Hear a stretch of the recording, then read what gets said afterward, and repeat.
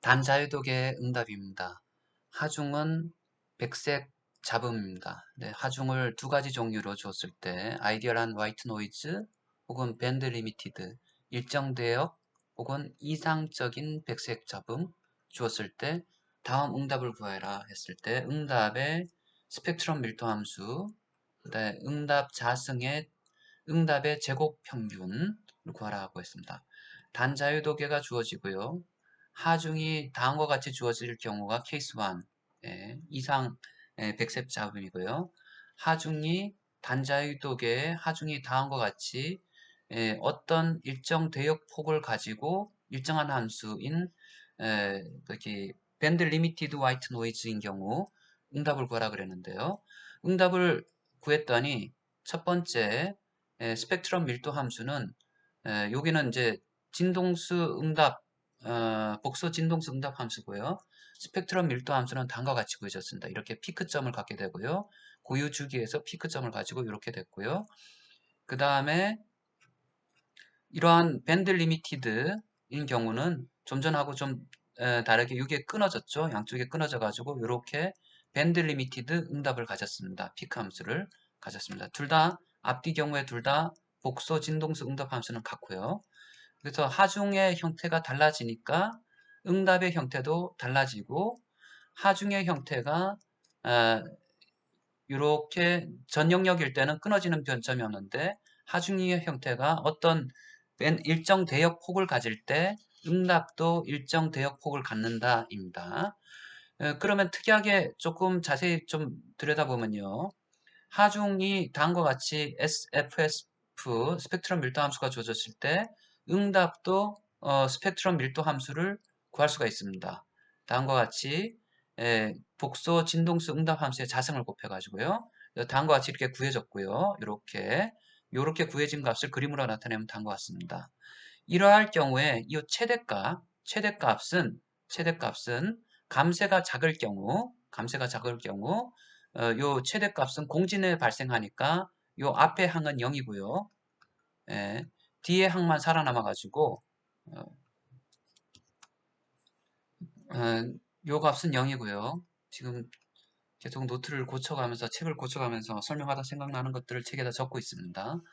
0이고 뒤에 항만 남게 되고요. 감쇄가 작을 경우에 이렇게 오메가 D와 오메가 N 값은 얼추 비슷하고 이럴 경우에 앞에 값은 0하고 거의 같고요.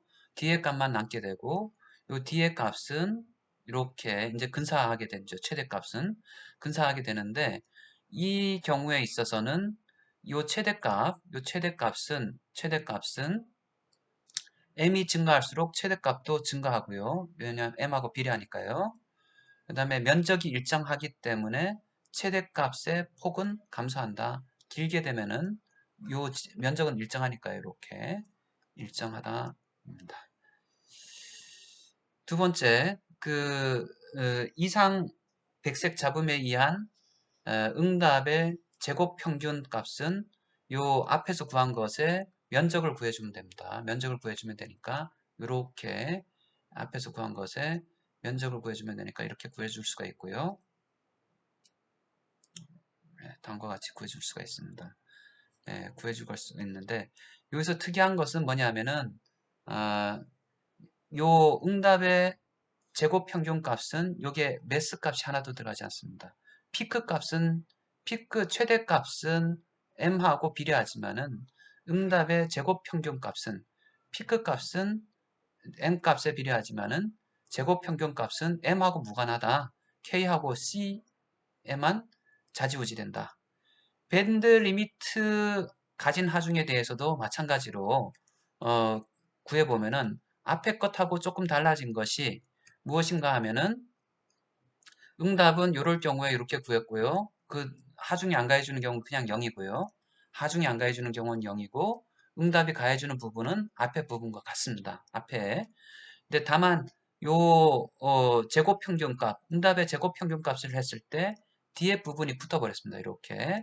요 뒤에 부분이 뭐냐라고 했을 때 뒤에 부분은 오메가 1, 오메가 2 여기 오메가 1과 오메가 2의 그 거리 밴드 대역폭 여기서 오메가 1 값이 있고요. 오메가 2 값이 있는데, 예를 들어서 여기가 오메가 1, 이게 오메가 2라고 했을 때요. 이것도 이렇게 적어놔야겠네. 오메가 1과 오메가 2에 해당되는 그 델타 I 값을, 이거는 최대한 넓어져봤자 0에서 1 사이의 변화니까요. 최대값, 백색 잡음일 때는 1이고요. 보통 대역폭을 가질 때는 델타 I 값은 1보다는 작다입니다. 하지만은 이것이 만약에 감쇄가 작고 공진 진동수가 요 가운데 있다고 했을 때 상대적으로 감쇄가 작다는 얘기는 뭐냐면은 요게 조금 더 가파르다는 얘기고요. 요 그래프가 굉장히 가파르다는 얘기고, 그럴 경우에 오메가 1과 오메가 2가 공진, 요거는 1이 공진인데요. 요 대역을 포함하고 있으면 얼추 1 정도 될 수가 있다. 다른 얘기로 하면은 우리가 제일 첫 번째 했던 요 피크 값이 크고 요 대역폭을 포함하고 있다라고 한다면은 요것은 요 근방에서 우리가 백색 잡음으로 가정할 수가 있다입니다. 조금 어렵긴 한데 좀 생각이 필요합니다. 네, 두 번째 이제 카나이 타지미 모델입니다. 네, 카나이 타지미 모델은 지진에서 많이 사용되고 있는데요. 다음과 같이 어, 집안에서의 그 베드락 에서의 스펙트럼 밀도 함수를 알고 있을 때 지표면에서의 스펙트럼 밀도 함수를 구하는 방식입니다. 이렇게 안방과 집안을 서로 구분을 하고요.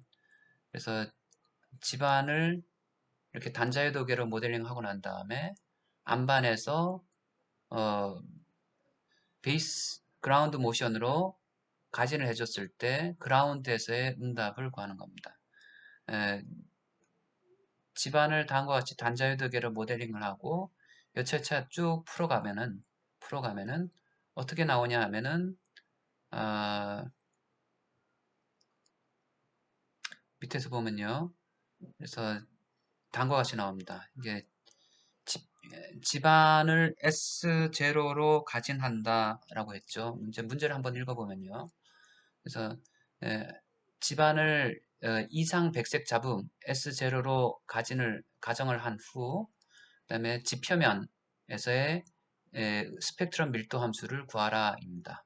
이것을 카나이 타지미 스펙트럼 밀도 함수라고 그러고요.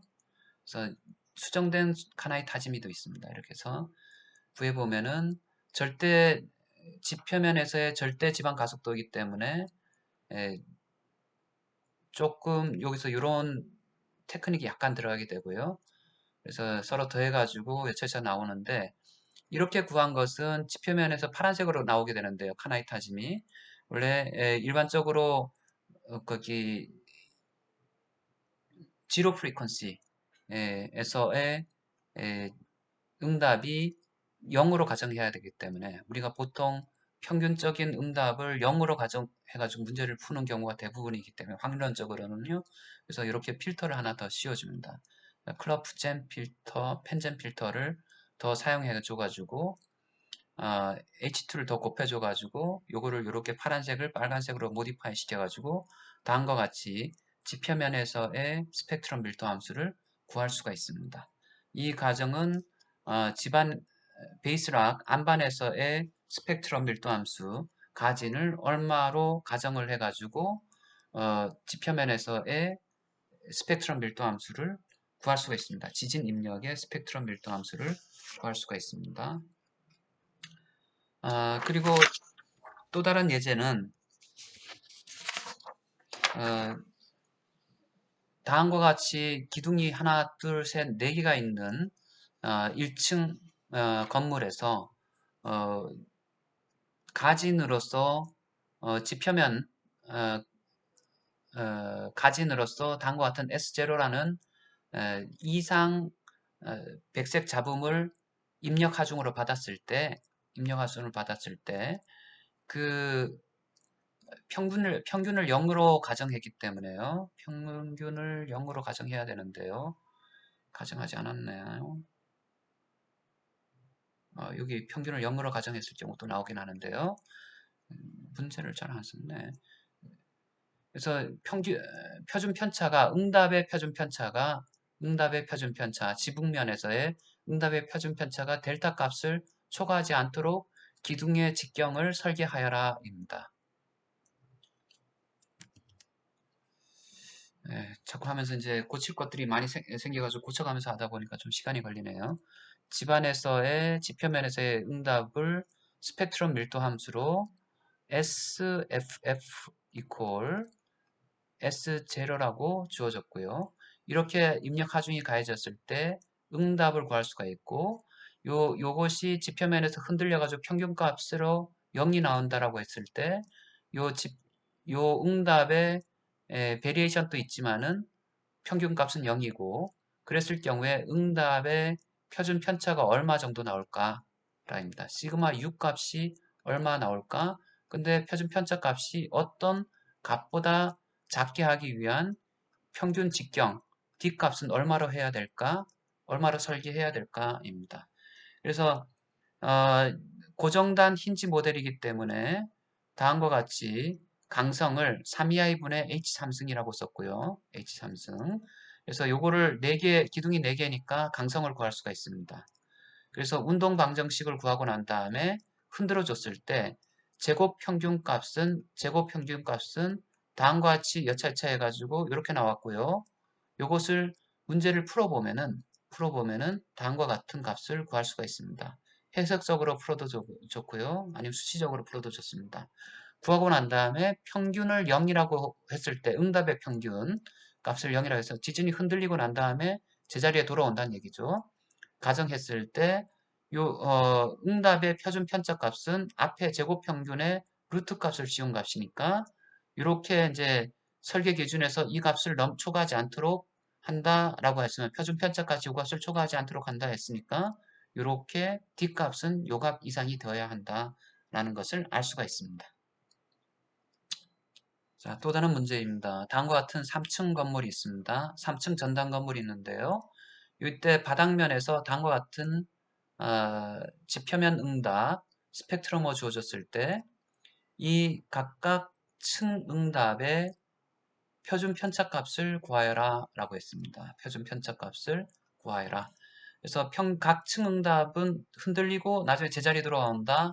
평균은 0이라고 가정을 했고요. 구조물의 모두 값의 감쇄비는 2%라고 가정을 했습니다. 그래서 문제를 풀고 고유 진동수와 모드 형상을 구하고 난 다음에 운동 방정식을 통해 가지고 각 모드별 응답을 구합니다.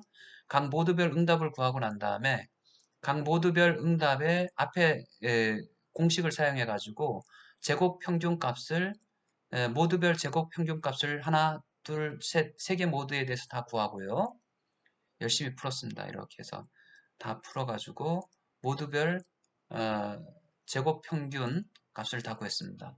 그 다음에 제곱 평균 응답을 0이라고 가정을 했으니까 제곱 평균의 RMS 값에 루트 값을 씌우면은 제곱 평균의 루트 값을 씌우면은 RMS 값이고요.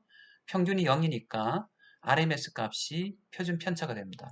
그래서 각 층별 표준 편차 값을 구할 수가 있습니다.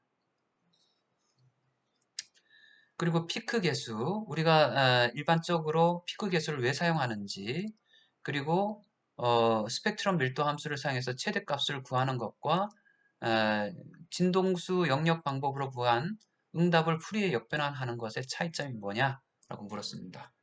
예. 그래서 피크 계수는 다음과 같이 RMS 값하고 피크 값의 비율이다입니다. 비율. 근데 분모에 좀 작은 값이 들어갔네요. RMS 값이 분모에 들어갔고요. 작은 값이 큰 값이 분자에 들어갔네요. 보통은 이게 1보다 작게 나오는데 이 값은 항상 1보다 큰 값이네요. 그래서 정현파, 사인과 같은 정현파인 경우에 RMS 값은 0.7 정도 되고요. 0.7? 707 정도 되고 피크 값은 1이니까 그걸 역수를 취하면은 1.4 정도 된다. 요놈하고 요놈의 비율이. 그런데 우리가 피크 개수를 왜 사용하느냐라고 봤을 때 시간 영역상에서 다음 두 시그널은 진동수 영역으로 바꾸면은 동일한 형태가 됩니다.